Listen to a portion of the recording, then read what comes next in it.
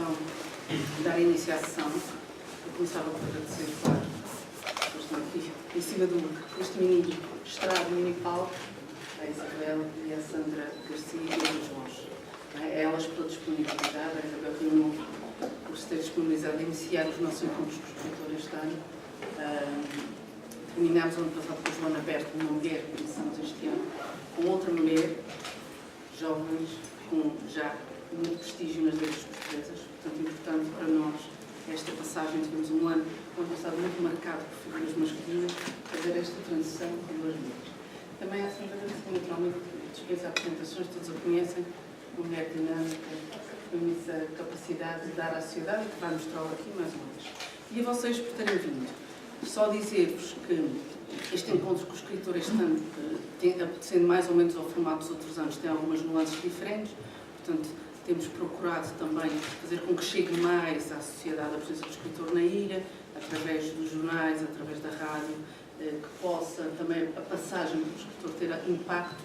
Alguns desses encontros terão também associados às oficinas de escrita, este da Isabel não teve, por razões várias, mas poderia ter tido, que ela é professora de escrita criativa também. E vamos contar com nomes mais ou menos numa base mensal, com exceção de dezembro e dos meses de verão, que são meses nesse aspecto menos concorridos. Vamos tentar manter uma base mensal deste encontro.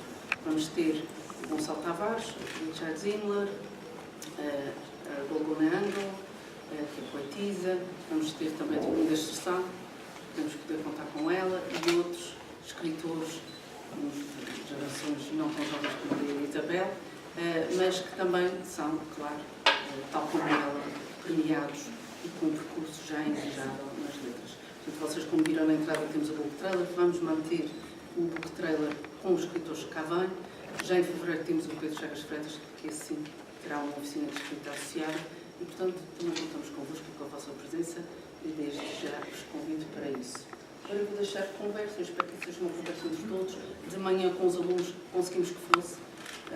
Os miúdos com mais ou menos pudor, mais ou menos vergonha, foram aderindo às questões que a Sandra ia puxando e às respostas também que a Isabel nos ia dando, que isso possa também ser convosco assim, para percebermos como é que ela faz o que faz, e este livro maravilhoso, da Febre das Almas Sensíveis, que toca um aspecto da realidade, que o ficcionaliza, mas de uma maneira muito própria e com penso eu, um grande alcance. Portanto, espero que desfrutem. Obrigada, Sandra, obrigada, Isabel, e boa ação. Muito boa noite a todos, muito obrigada, Cláudia, pelo convite. É um prazer estar aqui. Obrigada, Isabel. Foi realmente um prazer, está a ser um prazer, já hoje de manhã correu muito bem. Falar um bocadinho com uma escritora é sempre diferente, não é? Temos uma janela para a sua obra e também para a pessoa que é, não é? Além da escritora em si. Muitos de vós conhecem com certeza a escritora e a sua obra, alguns talvez não. E, portanto, vamos fazer aqui uma pequena introdução, só uma pequena nota biográfica e passarmos depois realmente a uma conversa aberta. Eu, se calhar, vou abrir as hostilidades e depois, quem quisesse inscrever-se, basta dar no sinal, apresentava-se o seu nome e punha a questão. Vamos a isso. Isabel Rio Novo nasceu no Porto, onde fez um mestrado em História da Cultura Portuguesa e se doutorou em Literatura Comparada.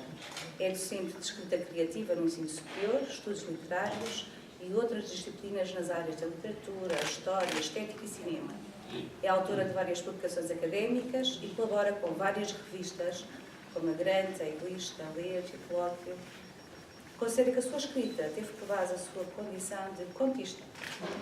Enquanto ficcionista, está representada em várias antologias de contos, com destaque para a primeira coletânea do Centro Mário Cláudio, O País Escondido.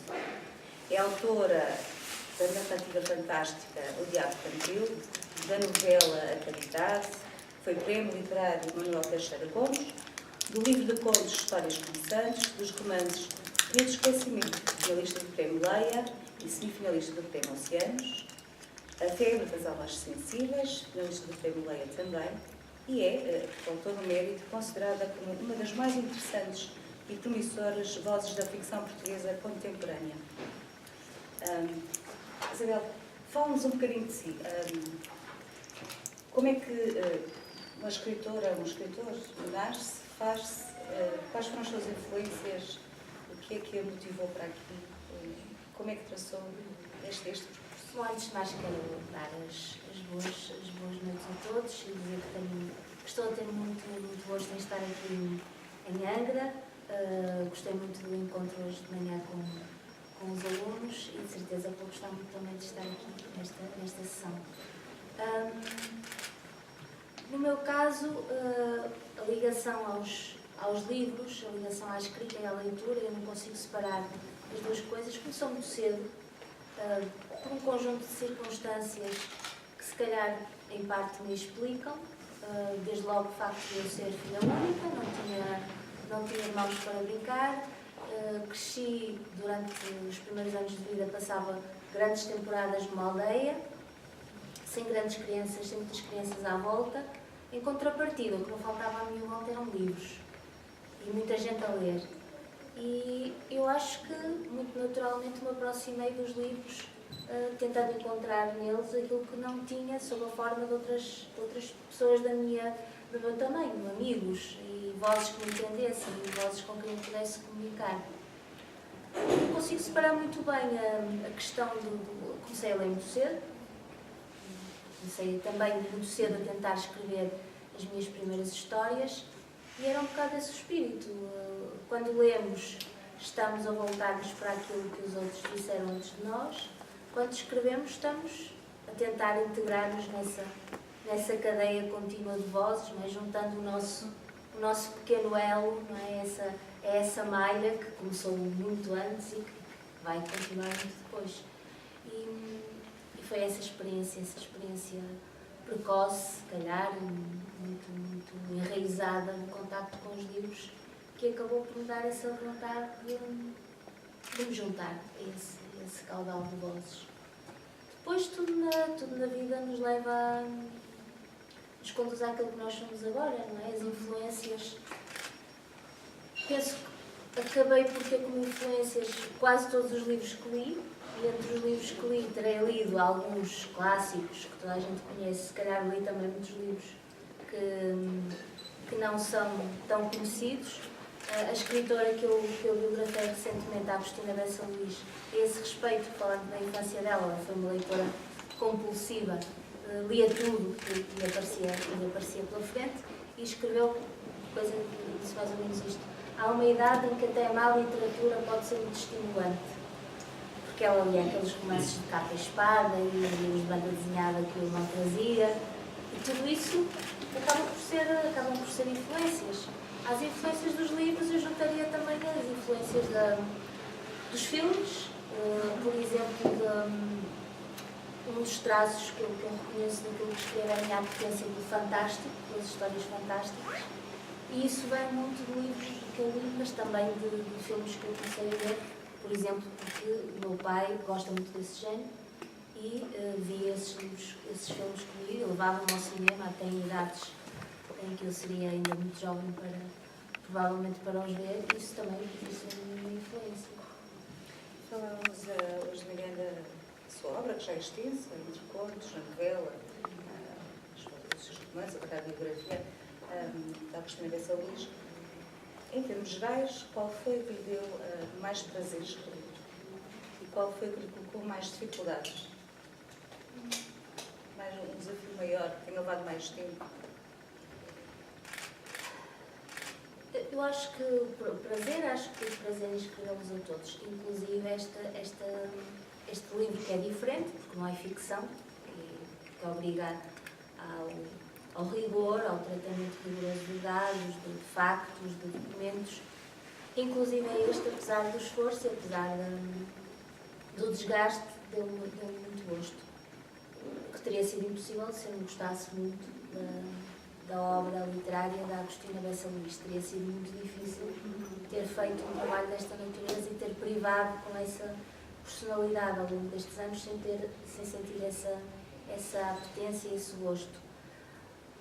Mas eu acho que não escrevi nenhum livro que eu desgostasse, senão provavelmente o que aconteceria, o que acontece algumas vezes, é começar a escrever e depois abandonar o projeto ou deixá-lo em banho-maria. O Rio do Esquecimento foi escrito durante um período de tempo muito dilatado, com várias interrupções pelo meio, coisas muito boas, como o nascimento das minhas filhas, coisas más, como ter tido cancro e ter tido uns anos em que estive concentrada, obviamente, em sobreviver e não propriamente em escrever. E por causa de todas essas interrupções, o período de escrita acabou por demorar ou por se estender ao longo de 7 anos. Obviamente não estive esses 7 anos a escrever o livro, mas fui voltando a ele periodicamente. Nesse sentido foi difícil por causa de toda a vida, não é, que rodeou o livro. Mas isso é bom também em termos do resultado. De cada vez que havia uma dessas interrupções ou um desses interregnos, e quando eu retomava a escrita, era como se já tivesse uma capacidade de olhar o que estava escrito de uma maneira mais distanciada. E esse recuo, esse distanciamento é muito bom para nós podermos ser autocríticos, não é? E podemos olhar para aquilo que escrevemos sem aquele deslumbre que às vezes é normal também, porque quando escrevemos e estamos a sentir prazer na escrita, obviamente é porque aquilo que estamos a escrever nos dá a satisfação. E esse recuo, esse distanciamento é muito bom para percebermos que há muito trabalho a fazer para além da inspiração. Como dizia o outro, é 10% inspiração e 90% transpiração, esforço, trabalho. Fazer aqui o primeiro desafio para que essa intervenção do público. Vou aquecer. A primeira é mais difícil, sim. É sempre, não é? Por isso podemos passar já para a segunda. Sim? Já o nosso círculo de poesia. Eu li o seu livro das almas sensíveis e gostei muito. Aprende-nos do princípio ao fim. É uma linguagem quase poética, digamos, em bracinhos, mas muito interessante. E, portanto, leva-nos a um caso muito real, muito concreto, que nós talvez já até não pensávamos muito, voltamos a refletir sobre ele. E, sobretudo, gostei daqueles paralelos que tem. Portanto, há aquela história contada do Armando e por aí fora, e depois, paralelamente a isso, aparece-nos uma personalidade que entra lá em quase todos os capítulos, sobretudo escritores que eram atingidos também, e muito, temos vários, o João Diniz, o Cesário Verde, e muitos outros, até brasileiros que têm lá.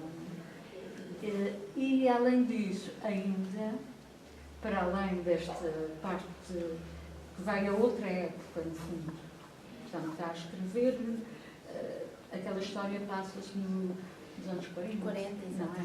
Nos anos 40, mas as outras, dos escritores, são anteriores.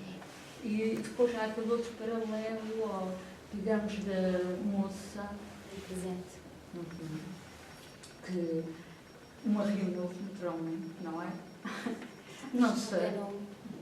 Não, dá-me a impressão que andou a fazer pesquisas e tanto isso. Portanto, gostei muito e achei muito interessante. Muito. Espero que continue a escrever. Não sei o que é que tem neste momento entre mãos. Portanto, a biografia da Agostina da Salvir já está feita. E agora tem outra coisa entre mãos. Tem. Sim. Não tem seu nome. O meu nome se chama? Muito contente. É Lucilida. Posso abreviar a Luciana.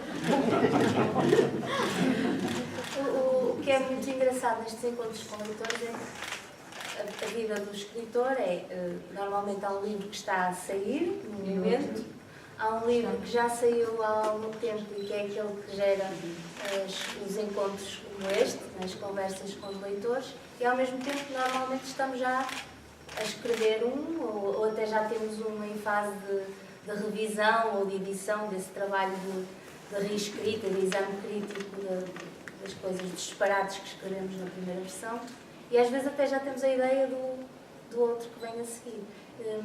Eu neste momento hesito tenho 2 romances que já estão acabados, no sentido de que já sofreram essas primeiras revisões, mas hesito sobre aquele, e é uma hesitação que não é só minha, também é da minha editora, da Maria do Rosário Pedreira, que é uma boa conselheira também. Estamos a ver qual poderá ser aquele que deva sair a seguir.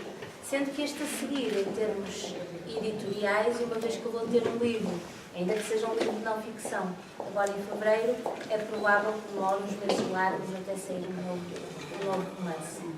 Portanto, ainda não sei muito bem o que é que romance, talvez seja o romance que eu escrevi há uns meses, com uma bolsa de criação literária, que tive a felicidade de ganhar e que me permitiu durante uns meses poder dedicar-me apenas à escrita. E esse romance cruza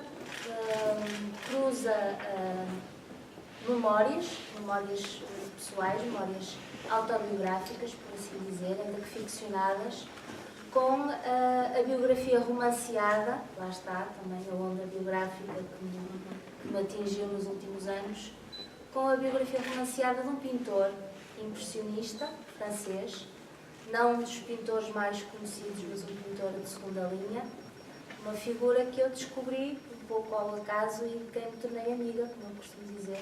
Os meus amigos à distância são aquelas pessoas que eu descubro em livros, às vezes em quadros, e que são aquelas pessoas com quem eu sinto afinidades e proximidades, por isso me chamo amigos. Claro que não nascemos no mesmo contínuo espaço-temporal, mas isso é um detalhe, não é? E nós sabemos que é assim, não é? Quando lemos um livro, muitas vezes o autor daquele livro já morreu, não é? Já morreu às vezes há séculos, e no entanto aquilo que ele nos diz interpela-nos e toca-nos. E nós pensamos, é mesmo isto que eu sinto, é exatamente isto que eu gostaria de dizer, só que ele viu de uma forma muito melhor do que eu alguma vez conseguiria fazer. Se isto não é uma amizade, eu não sei com quantas pessoas reais é que nós temos este grau de proximidade. Daí eu ter dito que em miúda, nos livros, descobria amigos. E, portanto, essa biografia romanceada desse amigo, cruzada com memórias da minha própria vida, por assim dizer, provavelmente será o próximo romance. Em relação à febre, a febre surgiu, como quase sempre tudo surge, Eu queria perguntar mesmo como é que... de várias ideias que se vão instalando, que vão crescendo e do início parece que está tudo muito disperso e a dada altura tudo se junta. E então juntaram-se várias coisas. Por exemplo, para escrever O Rio do Esquecimento, em que tinha muito presente o século XIX, fui relembrando aquelas histórias de poetas, escritores, não só poetas, escritores também, músicos, artistas, mas enfim, sobretudo poetas, que entre o século XIX e o século XX morreram vítimas de tuberculose. E o que me impressionava muito nessas histórias, que toda a gente conhece, os casos mais conhecidos, de Júlio Diniz, Cesário Verde, António Nobre, o que me impressionava é que quando lemos as biografias deles nas histórias de literatura, nos dicionários de literatura, a morte de vítimas de tuberculose aparece como se fosse assim mais um facto, não é? Por exemplo, Júlio Diniz nasceu no Porto em 1800 e não sei o quê. Licenciou-se em Medicina e trabalhou como leitor. Morreu aos 33 anos vítima de tuberculose. Cesário Verde nasceu em Lisboa, não sei o quê, trabalhou na loja de ferragens do pai, morreu aos 34 anos vítima de tuberculose. Parece que o morrer na flor da idade, não é? O corte abrupto de uma vida, de uma obra, de sonhos e de aspirações em idades tão precoces era uma espécie de facto pormenor, de curiosidade. E isso impressionava-me porque eu sentia as tragédias reais, não é? Os dramas reais que estavam por trás dessas experiências. Por sorte, veio-me parar às mãos um conjunto de documentos, de papéis, uma espécie de memórias familiares, que contavam uma história também muito real, muito concreta, das personagens que inspiram diretamente as personagens da febre, ou como Lúcia disse muito bem, o núcleo principal daquelas personagens. Claro que as ficcionei, claro que as transformei, até porque transformá-las foi a melhor forma de as tornar mais do que o que elas eram na realidade e poderem ser personagens com quem outras pessoas se identificassem, os leitores se identificassem, mas felizmente ou infelizmente para eles, felizmente para mim enquanto romancista, foram pessoas que existiram mesmo. E o Armando, a figura que inspira Armando, efetivamente esteve internada no Caramulo e morreu num dos sanatórios de Caramulo, e é verdade que o irmão depois casou com a cunhada e assumiu as crianças. Não é nada cor-de-rosa. E depois também há aquele facto da mãe, de alguém não querer depois saber dos filhotes, até ao final. Sim, o que infelizmente também foi real, não é? E daquelas personagens, às vezes o verdadeiro é quase inverosímil, não é? Mas aquela figura de mãe também existiu. Tive muito pouco trabalho a trabalhar o lado perverso dela, porque, segundo essas memórias claro, não tive acesso ao ponto de vista dela, mas apenas ao ponto de vista de outros acerca dela. Mas o retrato que chegou até mim era realmente uma mulher muito impiedosa, muito desumana, em alguns aspectos, provavelmente também com a sua história de vida muito difícil, que também é aflorada, embora não explorada, não é uma figura principal do livro, mas de alguma forma ser também aflorado, mas também era real. Às vezes a realidade ultrapassa a ficção. Muitas vezes a realidade ultrapassa a ficção. Queria fazer uma pergunta a toda. Pois, queria dizer, quer dizer, acentuando o que disse aqui a Lucília, a figura, particularmente a figura do Armando, achei extremamente interessante, a forma como tratou, digamos, o contexto da época, da política, inclusive, das determinadas personagens que apareceram por lá. Mas há um aspecto que achei extremamente interessante, que foi relativamente ao Armando, nos diálogos que tem com o irmão, os seus desenvolvimentos, que há um momento em que ele, quando está prestes a morrer, e inclusive depois de ter morrido, ele próprio mantém o discurso. Não sei se está recordada que há um momento em que o próprio Armando é como se estivesse a falar na primeira pessoa. Portanto, ele está no contexto da história que é contada, há como que a assunção dele como o personagem principal, se calhar é meu. Sim, porque eu coloco um bocado essa parte da história no domínio do fantástico, né? Do sobrenatural. Lá está, é uma das minhas atrações. Também devo dizer, e era imperdoável quando eu dissesse isto, que o momento essencial para a escrita do romance foi quando eu visitei com o Paulo, que é o meu marido, que também é escritor, e visitamos os sanatórios do Caramulo na atualidade. O Caramulo, na altura em que a ação se passa, Portugal inteiro tinha sanatórios, em todo lado havia sanatórios para o tratamento das doenças pulmonares, isto numa época, que é aquela época em que a história real e o romance se situa, uma época dramática por excelência. Os medicamentos estão quase a chegar ao nosso país, mas ainda não chegaram. Portanto, as pessoas morrem por uma doença que dali por uns anos se vai tornar perfeitamente tratável. E o Caramulo, a diferença que teve foi que foi uma estância construída de raiz, com todas as infraestruturas para a época do melhor que havia, inclusive a nível europeu, e num local, numa serra perfeitamente agreste, onde nada havia a não ser uns casebres de madeira isolados, nasceu uma estância que tinha tudo de bom. Central elétrica própria, uma rádio própria, todo tipo de infraestruturas e, no auge do seu funcionamento, 20 sanatórios. Hoje vamos ao Caramulo e o que é que encontramos? Encontramos meia dúzia desses edifícios que foram reconvertidos, habitações luxuosas, lares de terceira idade, uns quantos, e o resto são ruínas. Ruínas completamente ao abandono, algumas semi-vandalizadas. Em muitas delas encontramos ainda, ao abandono, documentos, louças da época, coisas, vestígios que são realmente impressionantes para quem tiver alguma apetência, não é, por este tipo de questões relacionadas com a memória e com o esquecimento. E realmente ir ao Caramulo e visitar as ruínas do Caramulo foi qualquer coisa de muito emotivo, e sem dúvida que a partir desse momento eu tive a certeza absoluta que o livro tinha que ser escrito. Tem que ser escrito. Porque são coisas muito reais. Quando visitamos, por exemplo, o sanatório infantil. O sanatório infantil era um sanatório como os outros, só que feito à escala das crianças. Tetos baixos, portas pequenas, as louças das casas de banho que ainda se vêem também colocadas a um nível mais baixo.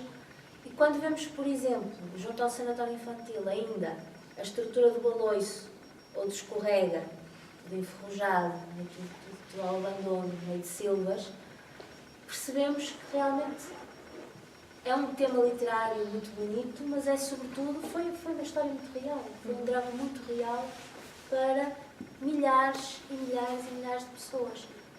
Uma história que quase já estava esquecida, não é? Como disse. Mas o que é certo é que o que eu descubro de cada vez que falo com leitores é que em quase todas as famílias Havia um caso, há um caso, uma memória mais ou menos recalcada, mais ou menos adormecida, mas são inúmeras as pessoas que vêm ter comigo com histórias tão ou mais comoventes do que aquela que é contada. Histórias como... Eu conto sempre as mesmas, são aquelas que me tocaram muito. Por exemplo, a de uma senhora, já de muita idade, que se despediu do irmão, para o irmão, que tinha 9 anos, ser internado no sanatório infantil. Depois acabou por morrer lá e ele nunca mais viu o irmão. Mas isso também é a parte enriquecedora de escrever, não é? Nós expomos, tentamos comunicar uma emoção e depois as pessoas devolvem-nos essas emoções e contamos também as suas histórias. E enriquece sem dúvida os personagens, eles criam vida. Estavam a falar dos personagens da Feira das Almas Sensíveis. Eu gostei muito da Laura, da Caridade, que também vê-se a morte de uma forma fantástica. É engraçado como os personagens ficam e ficam na nossa memória e às vezes até criam vida própria quase, não é? Os seus personagens dão luta, pegam nas suas histórias, fogem de controle. Às vezes. Eu dou o exemplo de uma personagem do outro romance, do Rio do Esquecimento. É uma personagem de uma mulher má, muito perversa, cruel, e que além de ser cruel na forma de estar e no seu comportamento, a dada altura incita outra personagem a cometer um crime. Não o incita de uma forma muito ostensiva, muito desabrida, mas de uma forma insinuada. E essa personagem estava destinada, no início da escrita, a ser mais ou menos secundária, quase, não digo decorativa, nem digo quase um figurante, mas enfim, uma personagem que ia ter um papel muito pouco relevante. E a dada altura eu senti necessidade, ou essa necessidade foi crescendo dentro de mim, de explicar a própria personagem, não é? Sem querer atenuar a sua crueldade e a sua perversidade, tentar perceber porque é que ela poderia ser assim, porque é que ela seria assim. E depois acabei por dar realmente um passado muito complicado, mas muito credível dentro do quadro da época, do quadro do século XIX, que foi todos os filhos que ela tinha tido terem morrido um após o outro. Claro, pode ser daquelas coisas que à primeira vista a gente diz isto é perfeitamente inverosímil. Não era. Não é? No século XIX acontecia isto recorrentemente. Por exemplo, ainda há pouco falamos da tuberculose. Na família de Cesário Verde, de não sei quantos irmãos, sobreviveu um. Na família de António Nobre, a mesma coisa. Portanto, não era raro, numa época em que graçavam as epidemias, as febres, os tifos, as cóleras, a tuberculose, que houvesse vidas tão jovens ceifadas sucessivamente. Não quis desculpar a personagem, mas de alguma maneira tentei encontrar uma história que a enquadrasse e que a justificasse. E aí está um exemplo de uma personagem que fugiu, se calhar para a tornar mais humana, mais credível. Consegues apegar-se emocionalmente a estes personagens que são marcantes, não é? Nas suas obras, nos seus romances, e passar para o outro fazendo Um corte. Ou custa deixar para trás esses personagens? O momento em que terminamos a escrita é um momento gratificante, porque de alguma maneira é o concluir ou é o acabar de algo que também é um impulso estético, não é? Um impulso criativo, que eu acho que sinto de uma forma global, não é? Do meu interesse pelas outras artes, só que eu não tenho jeito para pintar, não tenho conhecimentos para compor música. A forma que eu tenho para me exprimir artisticamente e criativamente é através da escrita. E é um momento de satisfação que tem a ver com o acabar. Mas também há esse sentimento de, por exemplo, no caso da Febre das Almas Sensíveis, custou-me muito deixar algumas daquelas personagens e, sobretudo, não ter podido pegar em algumas personagens e contar a sua própria história e torná-las protagonistas de outros livros. Felizmente encontrei, há momentos como este, não é, que eu vou reencontrando as personagens que são velhos amigos. Estás aí, não me lembro de ti, como é que estás? Isso acaba por colmatar um bocadinho essa ausência, essa saudade. Comentava há bocadinho que lá em casa são todos os irmãos que estavam só escritores. Qual é a vossa sinergia? Quais são as relações entre vós enquanto escritores? Há crítica, há interajuda, há sinergia, há contagem? Isso tudo, por exemplo, a Febre das Almas Sensíveis refere logo na dedicatória, que é um pagamento de uma dívida, que a história realmente me chegou até mim através do Paulo. E há isso tudo, há entreajuda, há críticas, não no sentido... Há um acompanhamento das etapas de escrita, há conselhos, há troca de ideias, há na visita aos lugares, que é uma coisa muito importante para mim, para a biografia da Agostina também, visitar todos os lugares em que eu consegui estar, não estive em todos, mas quase todos os lugares por onde ela passou, eu estive lá. É muito bom ter essa companhia de alguém que nos estimula a sermos o melhor possível, não é? Escrever o melhor possível. Muitas vezes esse estímulo passando por coisas tão, à partida, pouco gratificantes, como ter a paciência, o cuidado, a minúcia de ler a primeira versão das coisas que escrevemos e devolvê-la completamente anotada, arriscada, corrigida, com pontos de interrogação. Isso é muito bom para... Nem que o que escrevêssemos fosse perfeito à partida, que nunca é, está longe de ser, mas para nos questionarmos, para podermos perceber se efetivamente queremos seguir aquele rumo, se aquela palavra está bem escolhida, se aquela ideia é efetivamente a que queremos exprimir, e depois a tudo isso há que juntar o amor e o estímulo de alguém que gosta de nos ver escrever e que quer que possamos escrever cada vez melhor. Esta sua última obra, uma biografia da Agostina da Saúde, um género completamente diferente, Sim. feito até esta altura. A contista sobreviver, é este novo desafio, está lá, é uma biografia diferente? A biografia veio interromper este ciclo de contos e de romances que têm como o facto de serem histórias inventadas, de serem ficção, e que possam partir de memórias reais e de histórias reais, e tem outro tipo de dificuldades e de exigência. É uma obra que tem a ver com a historiografia, eu também tenho essa costelazinha de historiadora, essa formação em história. Portanto, eu diria que fui historiadora na parte da recolha da pesquisa, na parte da recolha documental, do tratamento dos factos biográficos, e depois tentei usar o talento que possa ter enquanto ficcionista, autora de contos e autora de romances, para converter esses factos numa narrativa agradável e que eu espero que possa ser lida como um romance. Não que eu tenha adulterado os factos biográficos da minha biografada, mas porque tentei colocá-los nessa narrativa que possa ser fruída e que possa ser lida como uma versão. A biografia de alguém é sempre a nossa versão da vida, por isso é que é legítimo e desejável até que haja várias biografias do mesmo biografado, porque todas elas são interpretações e são narrativas diferentes, perspectivas diferentes sobre a mesma pessoa. Mas a contista está sempre lá. Eu costumo dizer que gosto muito de escrever contos. Os contos têm muitas vantagens em relação aos romances. Por um lado, porque permitimos experimentar coisas diferentes. Claro que podemos experimentar também num romance.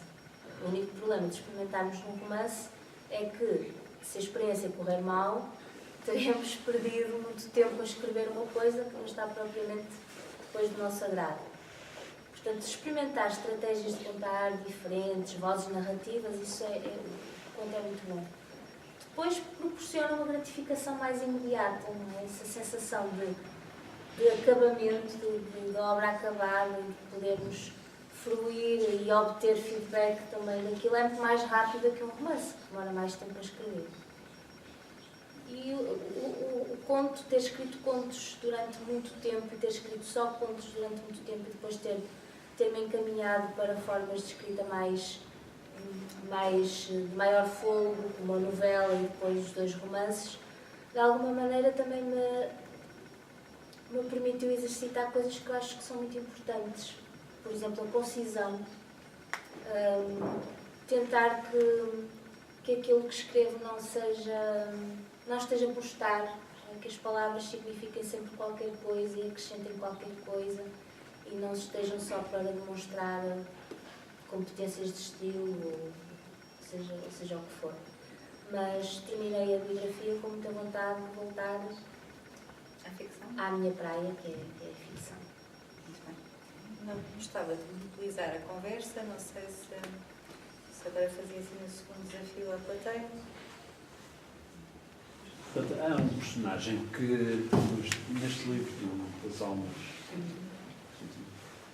que é a questão do Gilberto, que é o irmão que vai para o Brasil, mas que, à partida, é extremamente religioso, pelo menos dá a sensação disso. Pois, embora, por outro lado, a questão religiosa num romance é extremamente, quer dizer, quase circunscrita àquele personagem, não é?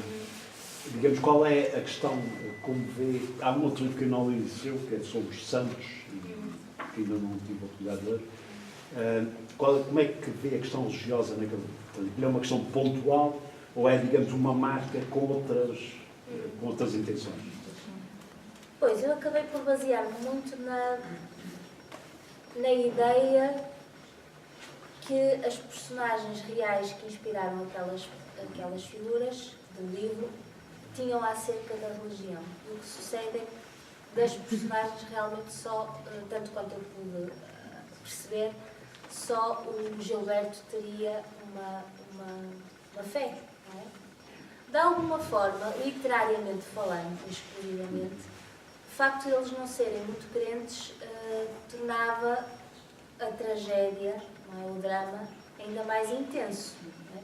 Por exemplo, se aquela mãe, Natália, aquela jovem mãe que perde a menina, se tivesse uma fé muito profunda, não estou a dizer que isso atenua a dor de perder um filho, mas de alguma maneira iria dar-lhe um estofo, não é?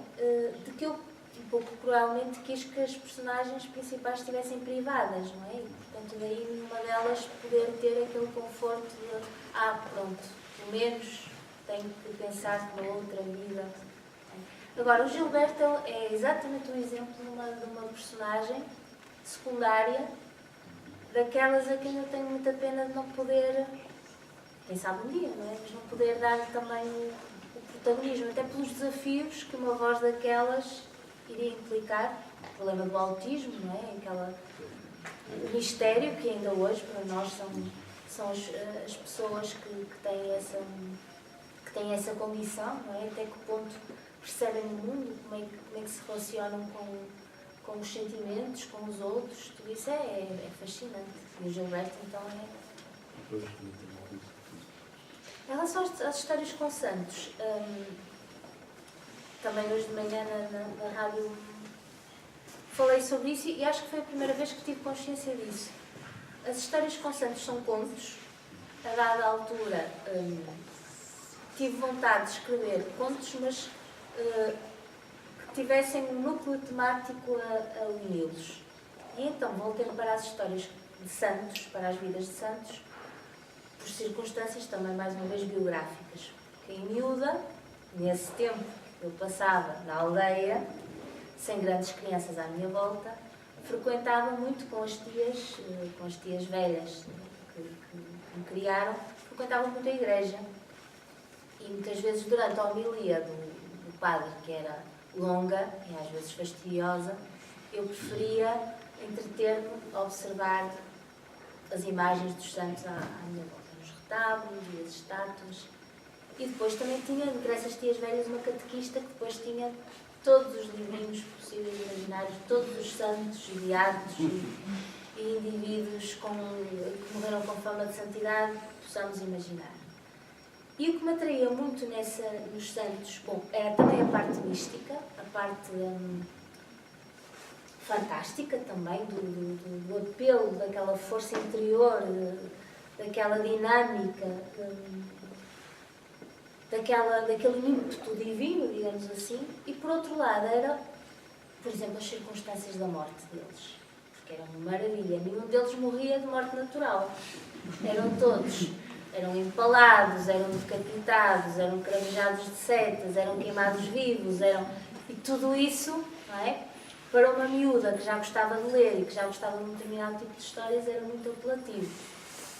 E então surgiu assim o volume das histórias com santos. Eu neste momento tenho uma versão aumentada desse livro, com muitos outros contos, em que mais uma vez no conjunto dos contos eu consigo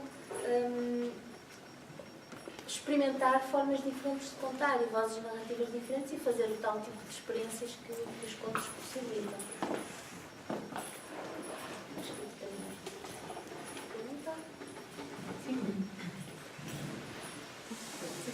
Eu peço desculpa, o meu nome é Ana Maria. Eu peço desculpa de ainda não ter lido nenhum dos seus livros, portanto, não vou falar sobre os livros. Vou falar mais da sua parte do processo de escrita, do processo legislativo. Eu gostava de saber se, sendo mulher, por aquilo que percebi, tem filhas, sei que tem um marido que, o fato de ser escritor, talvez ajude. Muito. Se tem algum, qual é o seu, como é que gera o seu dia-a-dia, sendo mãe, escrevendo, dando aulas, se tem, como é que se organiza, se escreve por horas certas, se mantém um esquema de vida, um horário, se pensa nos seus livros, nas suas histórias, com antecedência, se as imagina, se as estrutura. Claro que eu sei que depois a história depois também ganha vida própria, o escritor tem que agarrar essas coisas. De qualquer forma, há muitas maneiras de escrever um livro, um romance, principalmente uma novela. Aquelas pessoas que fazem o esquema todo e depois tentam manter-se, embora com alterações. Há os que vão deixando fluir e há aqueles que vão escrevendo e emendando ao mesmo tempo, como com Saramago, cada página que escrevia emendava. Enfim, aos que emendam no fim, aos que pedem. Como é que é o seu processo? Pois, são muitas coisas juntas, vamos ver se eu me lembro de tudo. Em relação ao tempo, ou à rotina de escrita, ao método, eu tinha muito pouco método de escrita, não era nada disciplinada, tanto era capaz de escrever muito durante uma semana, como depois passar muito tempo sem escrever, e realmente com o Paulo tudo mudou. Eu própria senti que levava a escrita mais a sério, de uma forma mais séria. Acho que eu própria, pensando bem, padecia de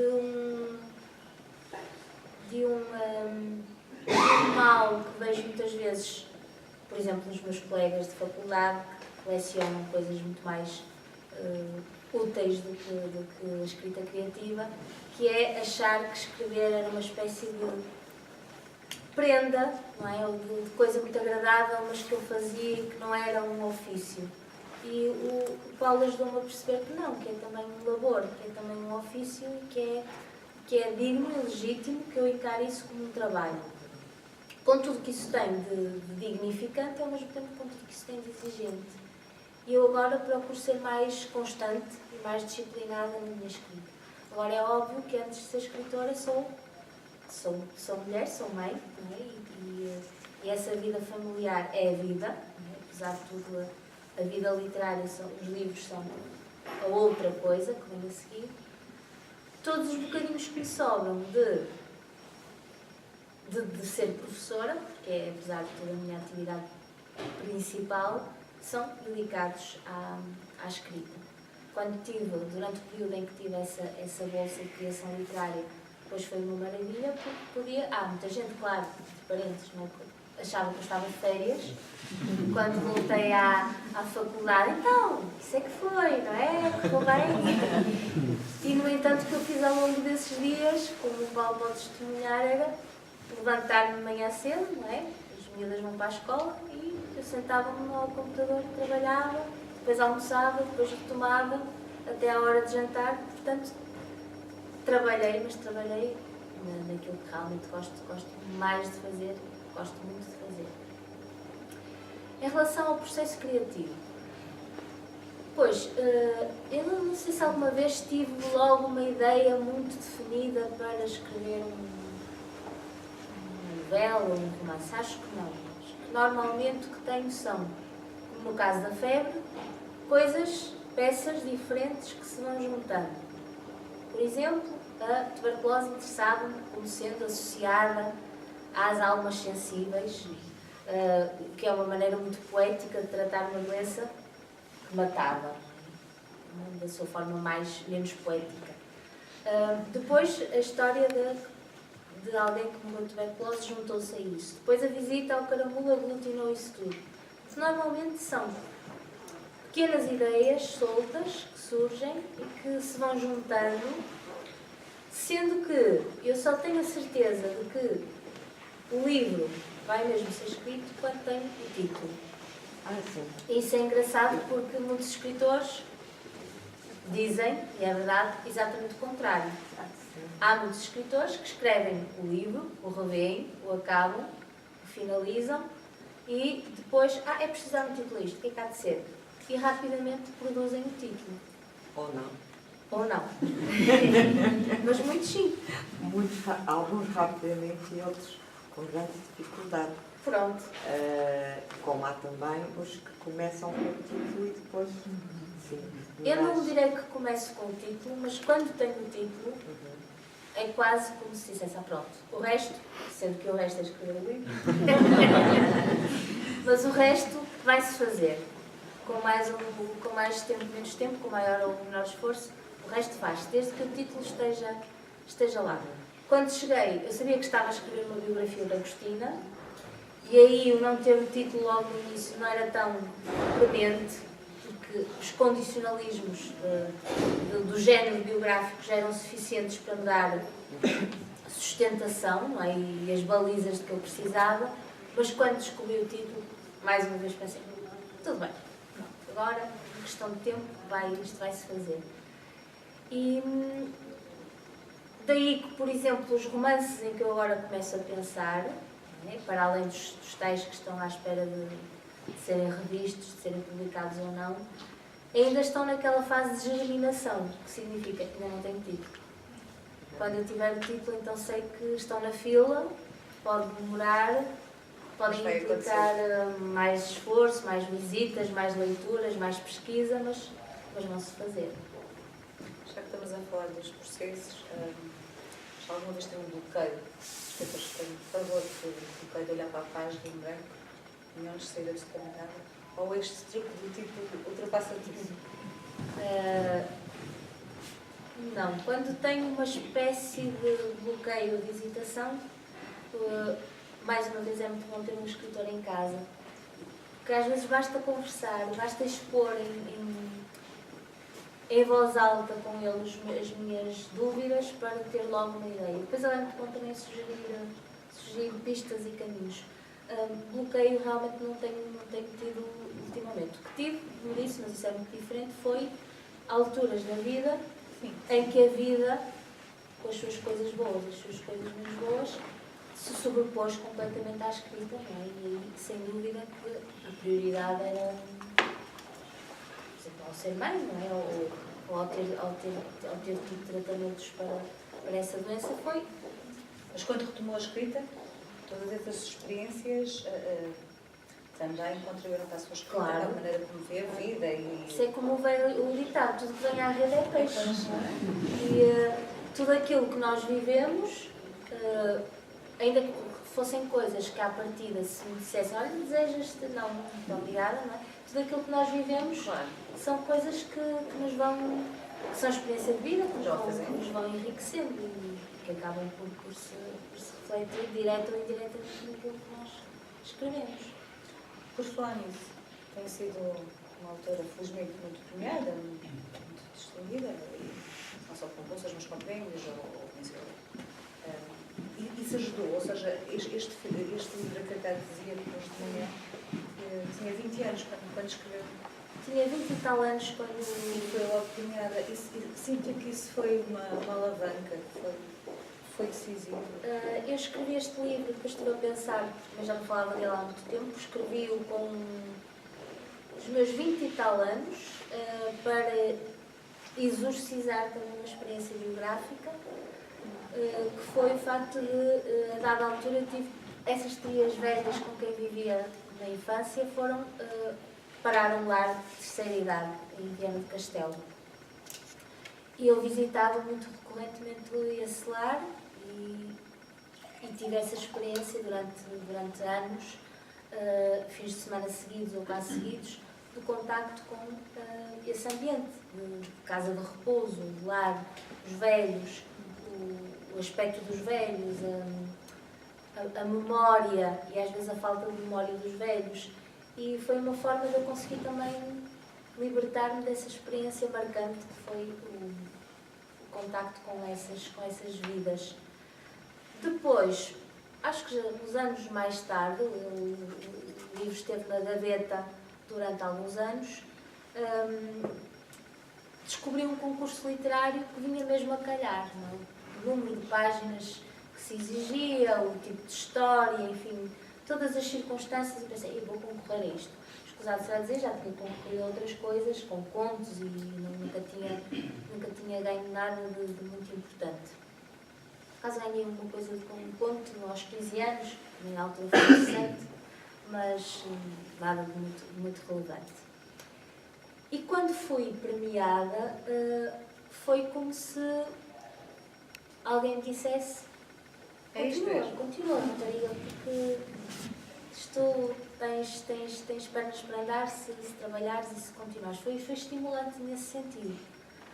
Depois, acabou por não ter grande sequência, publiquei uma história fantástica numa editora que entretanto faliu, portanto o local onde poderia eventualmente, a Campo das Letras, estou a falar da Campo das Letras, a editora onde aquilo que viria a escrever a seguir eventualmente poderia ter acolhimento, desapareceu, e depois meteram-se as tais complicações da vida, umas boas e outras más. Quando depois voltei a concorrer, foi ao Prémio Leia, em 2015, e não ganhei, fui finalista, e isso possibilitou-me para já ter a Maria do Rosário Pedreira como editora, deve ser, eu acho que é a melhor editora que nós temos, e possibilitou-me publicar numa chancela que distribui o livro. Isso faz toda a diferença, o livro poder chegar aos leitores e podermos ser lidos, porque aí é que esse circuito de comunicação, do ato de comunicação que é escrever um livro, se completa e começamos a ter essa retribuição através das leituras que recebemos, das opiniões dos leitores, muitas vezes das suas questões, das suas críticas também. Curioso também foi, também já o contei hoje de manhã, que por uma daquelas coincidências, mais uma vez, inverosímeis, em que a vida é mais criativa do que a própria literatura, no ano em que o Rio do Esquecimento foi finalista, um livro do Paulo, do meu marido, o Seja Feita à Tua Vontade, também foi finalista. Quais as probabilidades disto acontecer? Não sei. Entre 400 obras a concurso e 5 finalistas, 2 viverem na mesma casa, isso é assim uma coisa... daquelas coisas que vai fazer com que eu nunca, por prémios que eu viesse a receber de futuro, nunca esqueceria, obviamente, esse prémio em que a escrita e a vida se associaram tão intimamente, não é? De uma forma tão engraçada. Mas acredita no destino? A sua facilitística é um recurso literário? Ou é algo que faz parte da Isabel? Quem é a Isabel, além de ser escritora e professora? Se tivesse que fazer uma apresentação sua... Sou curiosa, sou interessada pelas coisas. Isso lembro-me de ser miúda, estar na escola e gostar de todas as disciplinas e achar que tudo era muito interessante. A história do átomo era super interessante. Eu cheguei ao 9º ano com um grande dilema que era o que é que eu vou escolher. Porque eu gostava de tudo, eu gostava de física, só não gostava de matemática, confesso. Embora gostasse de geometria, até na matemática consegui encontrar uma área em que me interessasse. Tenho essa apetência pelo fantástico e muitas vezes brincamos com isso, que é passar em determinados sítios e sentir que consigo, por exemplo, viajar no tempo. Conseguir, claro que não é uma viagem no sentido literal, e claro que esta viagem no tempo é sempre um exercício de imaginação, não é? Por muita pesquisa que nós façamos e por muito bem que possamos conhecer historicamente uma época, é sempre uma ficção, não é? De constituição histórica, mas isso eu acho que tem um bocadinho essa capacidade de encontrar uma brecha, não é?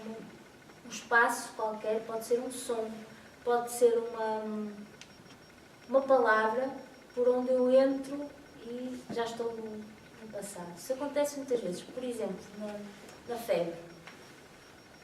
Aqueles pequenos quadros biográficos dos poetas tuberculosos. Difícil foi escolher, porque havia muitos. Para alguns, eu tinha já dados biográficos muito precisos. Outros não, foi preciso investigar. Como toda a gente, a primeira coisa que eu vou buscar para investigar é a Wikipédia. Não é?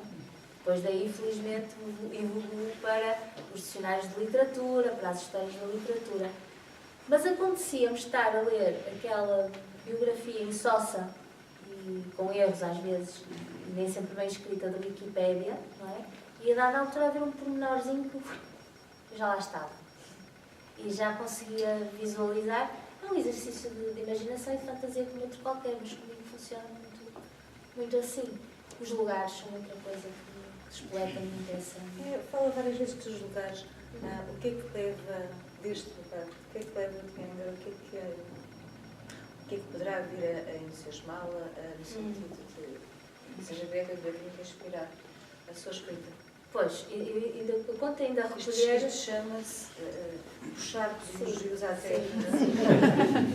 Não é preciso puxar, porque vou ter ainda mais 2 dias aqui em Angra e na ilha, e já tenho a noção de que é uma das cidades mais bonitas em que já estive. O que é que eu levo? Levo coisas, espaços que eu tenha Parte de marcar. o postal Tinha turístico que vocês conseguido conhecem fazer a tal agora. viagem ao A passado. tal viagem. Sim. Por exemplo, ontem, depois de jantar, demos uma volta junto A Marina? à marina e vi um forte no cimo de uma colina, de um morro, completamente, não, às escuras. Havia luzes na marina, luzes... Pronto, e eu imediatamente senti... Depois a cidade à noite é muito, muito sossegada, muito pacata, para nós que vimos do Porto, onde há sempre barulho de automóveis e de várias coisas. Havia instantes em que não havia barulho de automóvel nenhum, e os únicos sons que se ouviam eram os sons que já há séculos se ouviriam. O rumor das águas, não é? O barulho dos ralos a cantarem, um barco a sulcar as águas, mas que não tivesse motor. Tudo isso é, quer queiramos, quer não, se fecharmos os olhos ou se olharmos só para aquele recorte onde já não há fios elétricos nem casas contemporâneas, são bocados do passado no presente. Gostei muito disso. Gostei muito de uma rua baixinha, não é? Estreitinha, que vai subindo e que tinha uma porção de casinhas abandonadas. Uma delas dissemos logo, olha, temos que entrar aqui, porque era o número 13 e a porta estava aberta. É supersticiosa. Isso, para mim, é um convite. Não sou supersticiosa, não. Mas essas ressonâncias são uma espécie de... É o contrário da superstição, é um convite a... Entra aqui, vão lá ver aqui, o que sentes aqui. E o que é que sentiu? Não cheguei a entrar, mas está está combinado que vamos lá hoje ou amanhã. Isso é, posso fazer uma Sim, pergunta? claro. Isso pode ser considerado uma certa forma de unidade? Não vou tão longe, embora tenha algumas histórias engraçadas a esse respeito. Partir. Isso parece fabuloso. Eu acho que eu sou muito pragmática. Eu acho que os lugares conservam marcas, Ressonâncias de passado. ressonâncias do que neles aconteceu. Agora, eu não acho que isso tenha nada de sobrenatural. Eu acho que tal como, por exemplo, a gente pega num disco vinil, não é? E aquilo é uma coisa, é uma superfície, mas estão lá impressas e estão lá gravados sons, não é? E melodias.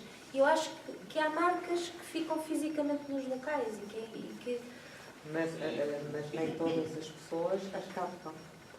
uma questão talvez de atenção, de sensibilidade. Por exemplo, eu tenho essa atenção, essa sensibilidade para esse tipo de coisas e depois tenho uma desatenção para outro tipo de coisas, como por exemplo decorar ter sentido de orientação, não conseguir.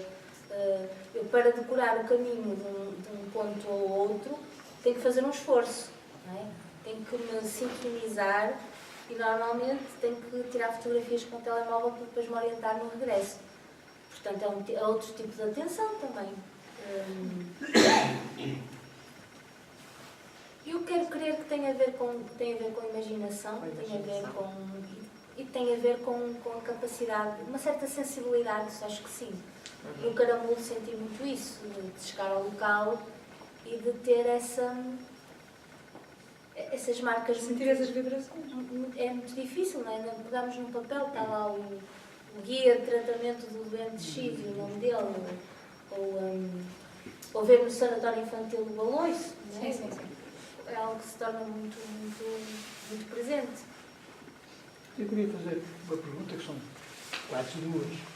Uma, existe uma técnica especial para escrever uma biografia que se aprenda ou não existe? A pergunta é ao professor. Não é?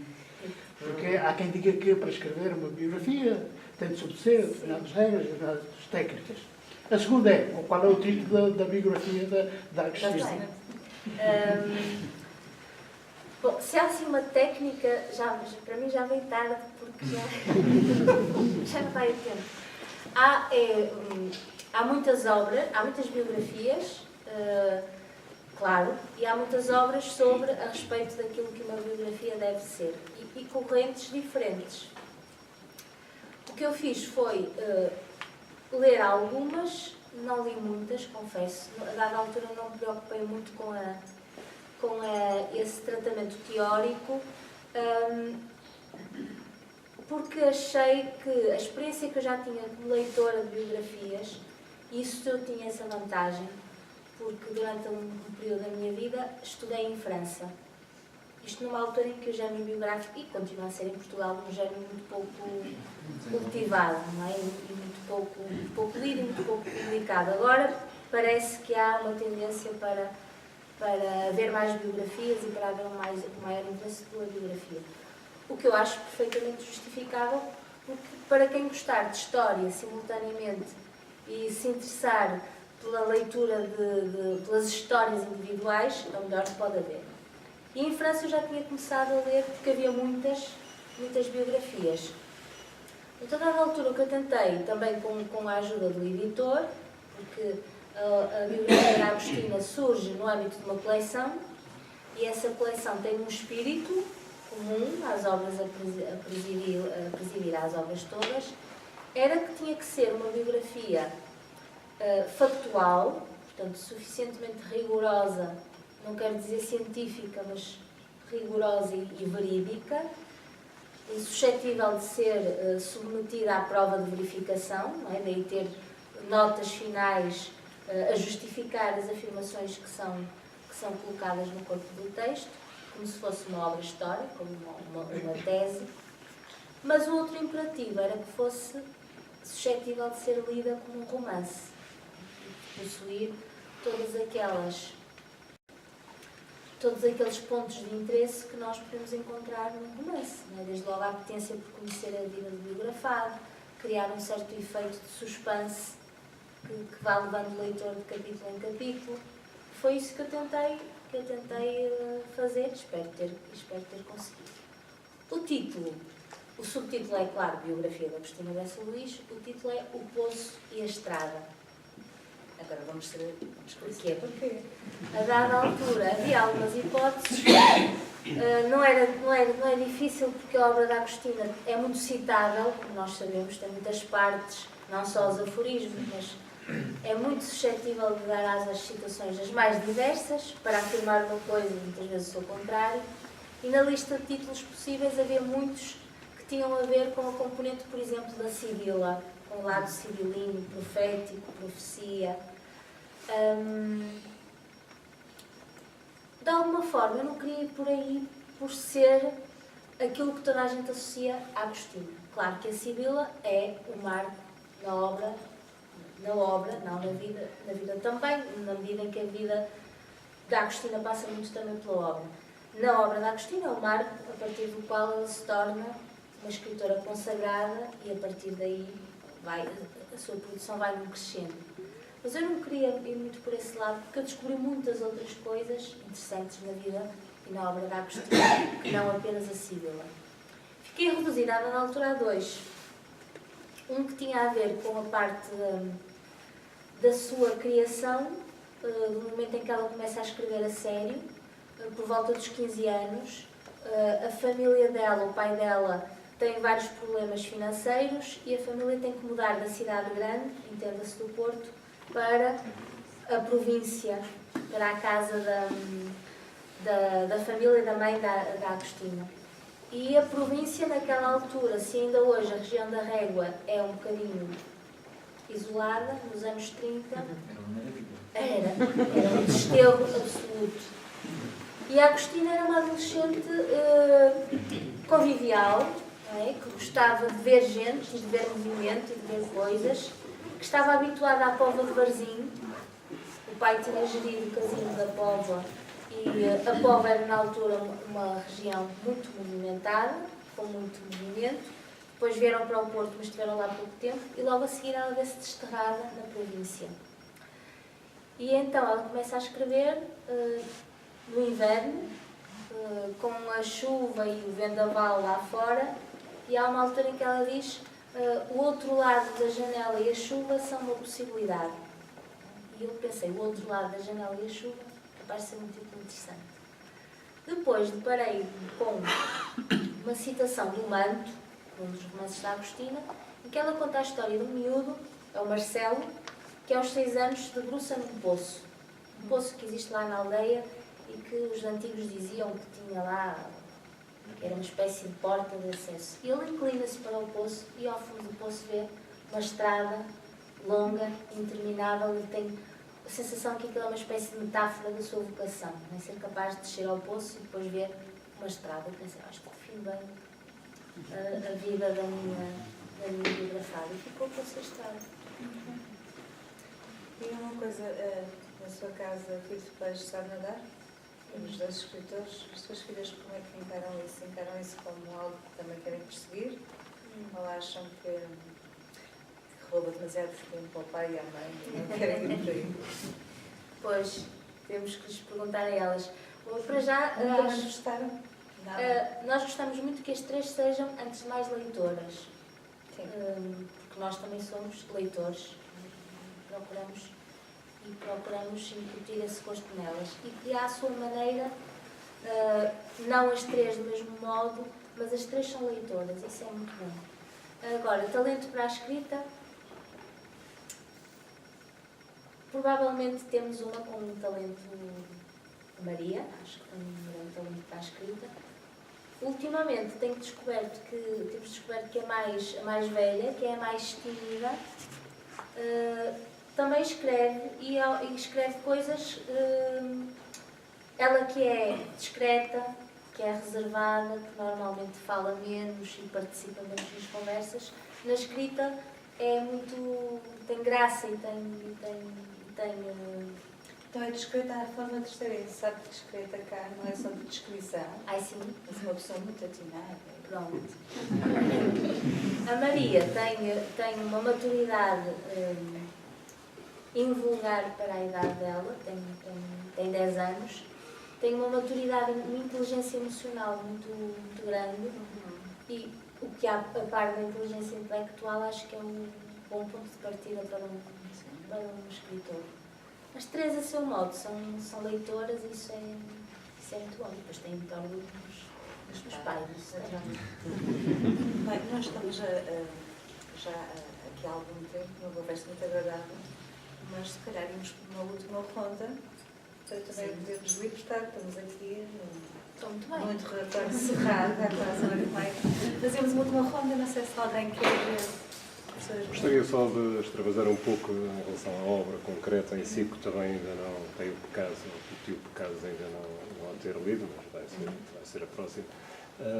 Como tem formação superior em literatura comparada, gostaria de saber, por mera curiosidade, se essa formação em literatura comparada, com certeza com possibilidades de cruzar fenómenos de intertextualidade muito maiores, se tem influência concreta ou se poderá vir a ter na sua criação. Como tudo, não é? Tudo aquilo que nós vamos fazendo da vida, não é? Acaba por repercutir-se de uma forma ou de outra naquilo que escrevemos. Pelo menos comigo é assim, desde passatempos ou hobbies que eu possa ter até questões mais profundas, como por exemplo a formação que tenho em História, que a dada altura me serviu, por exemplo, para abordar esta tarefa da biografia, a questão da literatura comparada. No meu caso concreto, a literatura comparada é uma área muito grande, pode abranger várias coisas.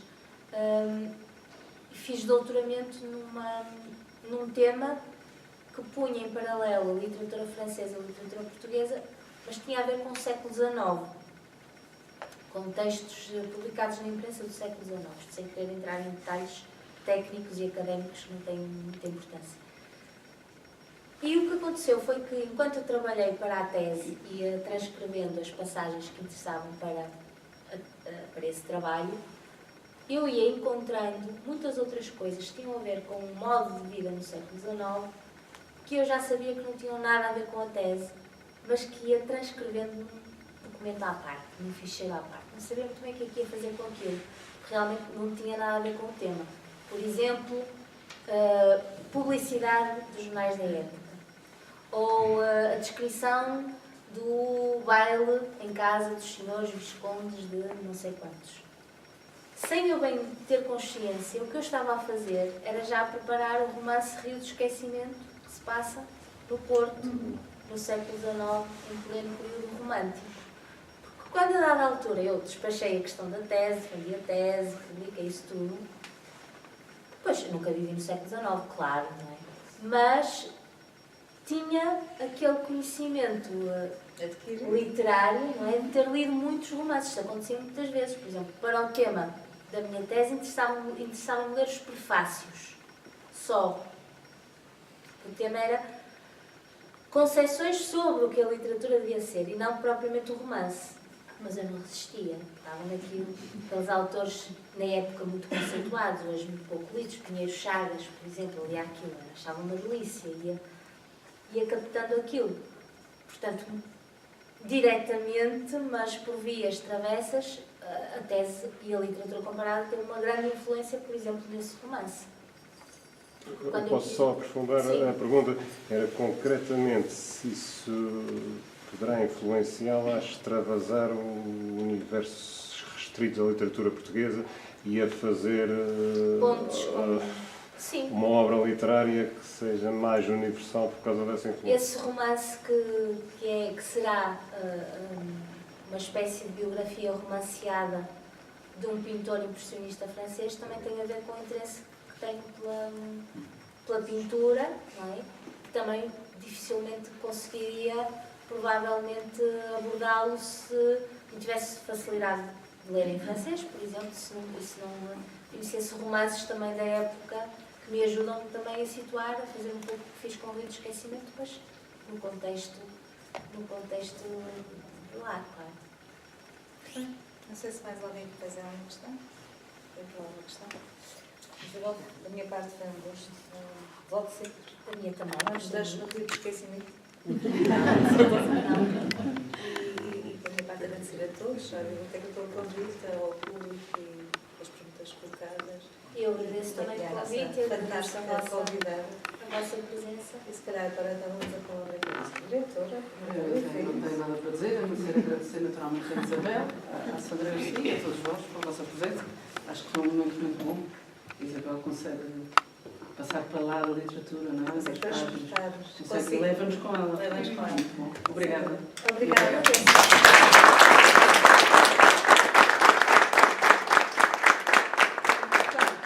A Isabel tem os livros aqui na biblioteca, se quiserem visitar, e também tem livros à venda, para quem quiser comprar, quiser for mais possessivo. Obrigada.